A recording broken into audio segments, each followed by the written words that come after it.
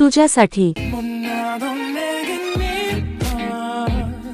पाऊस रिमझिम कोसळत होता। स्टेशनवर गर्दी होती, पण त्याच्या नजरेला ती सहज सापडली। माधुरी किती वर्षांनी दिसत होती। तेव्हा कॉलेजमध्ये दोघं एकमेकांचे खास मित्र होते।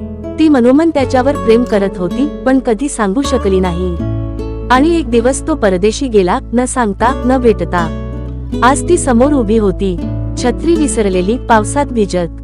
तिच्या चेहऱ्यावर त्या जुन्या आठवणींइतकाच ओलसरपणा होता। अजय, ती हळूच बोलली, माधुरी, किती वर्षांनी भेटतोय आपण। क्षणभर शब्द अपुरे पडले। कितीतरी विचार त्यांच्या डोक्यात होते, पण ओठांपर्यंत काहीच येत नव्हतं। अचानक ट्रेनची शिट्टी झाली। ती गडबडीत आपल्या बॅगेत काहीतरी शोधू लागली। त्याच्या नजरेसमोर ती दरवाजापाशी पोहोचली। गाडी सुरू झाली आणि त्याच क्षणी तिने हातातली एक छोटी चिठ्ठी हवेत सोडली। पाऊस आणि वाऱ्याने ती सरळ त्याच्यापर्यंत आणली।